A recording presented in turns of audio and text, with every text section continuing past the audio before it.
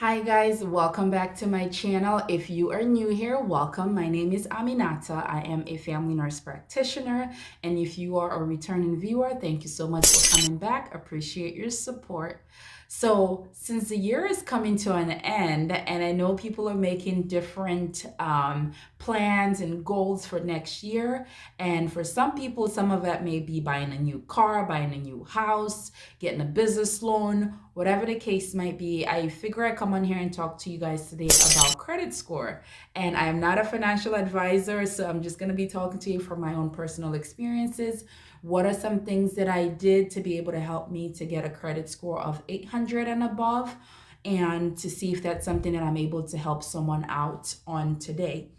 So first of all, we're going to talk about why is it that you need a good credit score. We're also going to talk about what is involved in your credit score, and we're going to talk about some helpful tips on how to help you keep a good credit score, be able to bring your credit score up. What are some things that I personally use to be able to help me out? So first, we're going to talk about why do you need good credit score. So it's kind of like a report card, to be honest with you, and in a way, because it helps give you options, and that's in a summary, to be honest with you. So good credit score help gives you a lot more options than someone that may have a bad credit score. And things such as you want to buy a house, they look at your credit score, so that gives lenders some type of idea of how responsible you are, pretty much, of an individual. Do you have a lot of loans? Do you have a lot of different debts? Do you not pay your debts off? And they also look at your income. So that's pretty much overall when it comes to trying to get loans and money. Those are things that they look for. They really want to make sure you have good credit score. It doesn't mean that they're not going to lend you money if you have bad credit score, but it just means that your terms will be really terrible, because now they're thinking they have to take extra precautions, and they are taking a high risk by giving you this money, because your track record shows that you have a lot of debt. Your track record shows that you don't pay off your money on time. So they are going to make sure to give you, really, most of the time, very terrible loan terms, that at that point maybe you really don't even have option then to take it, because you're thinking, well, I need a car, and right now I'm just going to take whatever terms that they give me. So you always want to make sure you be in a position to be able to have options. That's what one this video is about. Having good credit score give you more options, and it's beneficial to you. So what are some things that are involved in a credit score? So in a credit score, they look at, one, how much debt you have, pretty much, and two, another thing that they look into is your how much money that you have. Let's say, for example, if you have credit cards, they look at how much money that you have in those credit cards, like your credit card limits. When you go to open a credit card, some will start you off with $1,000, some $500, some $5,000, depending on. Sometimes with the credit cards, they ask you how much money you make, and I honestly believe that maybe that's where they get their numbers from. Because I remember when I opened my first credit card was with American Express, and they started me off right off the back with $4,000, and then after a few months, they doubled it up to $8,000. And I'm not really sure how they go about figuring out how much credit limit to give you, but that's one thing that they pay attention to in terms of your credit score.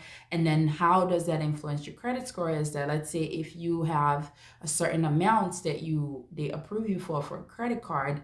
Let's say, for example, you have $5,000, and out of that $5,000, you're only supposed to use less than 30% of it on a month-to-month basis. And that way, that keeps that's what they call credit utilization. So you want to keep that less than 30%, to be able, that shows that you're responsible, you're not maxing out on your credit cards.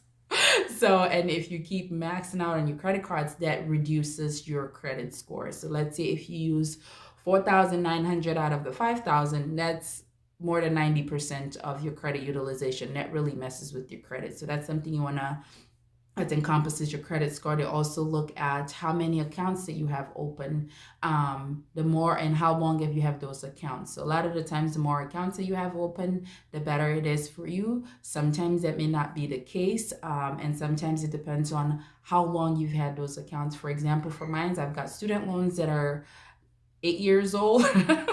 honestly, because I have undergrad loans that are 8 years old, and those count that can be count as a positive towards your credit score. So those are just some things. Those are not everything that they look for, but those are the major things that they look for: is your credit utilization, how many accounts you have open, how much money that the credit card companies or different companies are able to give you, and also they look at how you pay. Do you pay your balances off every single month? So are you good at not missing payments, pretty much? So those are usually the big things. And another thing would be like pulling out your credit, pulling out your or running your credits. For example, if you go buy a car or a house or whatever it is, they pull up your credit. So that's a hard inquiry that can temporarily decrease your credit score.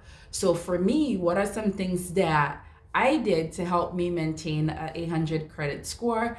And that really helped me, honestly, guys, because we recently purchased our first home, and I was able to get an interest rate of 2%, but that's with a 15-year mortgage. So with a 30-year mortgage, it would have been 2.375%, which is really still a really good deal, because I know some people that may not have the greatest credit score, that have to get an interest rate of 3%. So you're saving a lot of money by having a good credit score. So some things that I did to really help me is that, honestly, in the beginning, it was by luck. I'm not gonna lie. It was one of those things where in a way, it was by luck, because I wasn't looking to get a good credit score. But at the time, I just knew that I wasn't responsible enough to have a credit card. So I've always been good with saving money, but I've always so been one of those people that will go and shop. And it mostly involves clothes, to be honest with you. I remember my first job at McDonald's. I got that job because my goal was to just use that money and go buy clothes. That was my goal, to be honest with you. I was getting my minimum pay, I think it was like $7 or $8 an hour. And this was in high school. And when I was working at that job, it was like maybe 20 hours a week, or maybe sometimes 10, depending on how school is going. And whenever I get that $200, first thing I want to do is go shop. Because, at that age, honestly, for a lot of girls, that's what's important. So at that time, I felt as though if I had a credit card, I really wasn't going to be responsible with it. So I stayed away from it. And I didn't actually get my first credit card until 2013. So when I graduated from college. And at that time, I was paying more attention to my finances. So I had a budget at the time, and it wasn't a more concrete budget, to be honest with you, but I had a budget. So, and then I was paying attention to, because graduation was coming, I was paying more attention to my student loans, and knowing that I was going to have to start making payments right away. So I was paying attention to those things. So the first thing that I did was make sure that I didn't get a credit card early when I knew that I wasn't ready for that. Because even though the longer you've had the credit card, the better your credit score is, but that can also be a major disaster if you end up getting a credit card early and you're not very responsible, and that will ruin your credit score, to be honest with you. And then the second thing that I made sure I did was that every time, because I had a budget, every time I use a credit card, I already have the money aside to pay it off when the time comes. So I never believed in the idea of you use $300 of your credit card and you pay the bare minimum, which is $30 a month or $40, whatever the amount is. So I always believe that I don't use a credit card except I have that money saved up for whatever is it that I'm going to use it for. And sometimes with credit cards, they may give rewards for, like, when you go do grocery shopping or whatever the case might be, and use your credit card, you may get some points. So every month I make sure I have money aside for food, and then I make sure that whatever is it that I'm going to go spend with my credit card, I already have that money. So when it comes time to pay it off, I make sure I paid it off completely. Another thing is also making sure you pay it off on time. And just overall, another thing that I also did was make sure that I pay attention to my debt. So majority of my debts was student loans. So I made sure that's paid off every single month, and make sure that they don't send my debt or anything that I owe to collections. So those were some things that I used to help me maintain a good credit score. And honestly, it's really great, and just being able to have options. Plus, it feels really good to be able to, especially when we're looking for a home, and we go, and it's almost like you can brag a little bit. What's your credit score? Oh, it's 800. So it's like one of those things that really helps you a lot. And if you're one of those people that your credit score is not the greatest, you can definitely work on it. They have so many different platforms nowadays of different individuals that you can work with to help you um, better your credit score. And sometimes that's something that you can just work on your own by making sure that you can log into Credit Karma, and it's super easy to use. It tells you, it has all of, I don't know, for some reason some people sometimes say Credit Karma is not accurate. For me, it is accurate. It has all my debts on there, every single one of it.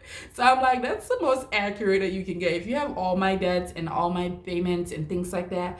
And I remember for my credit cards, it has all my credit cards, the exact number for my limits that I have on there. So for me, that's the only thing that I use, and it's free. And that was the only thing that I use to help kind of keep track of my credit score, is make sure that I pay attention to my debt. I'm paying them off making payments every month, making sure nothing goes to collection, getting a credit card when I felt as though I was responsible enough to get one, and then making sure that when I use my credit card, I'm paying it off every time, and then limiting how much of that credit card that I'm using. So if my maximum is for that credit card is $300, I'm only using maybe $50 or something like that. So you want to make sure your credit utilization is always less than 3%. So that helps keep your credit score good.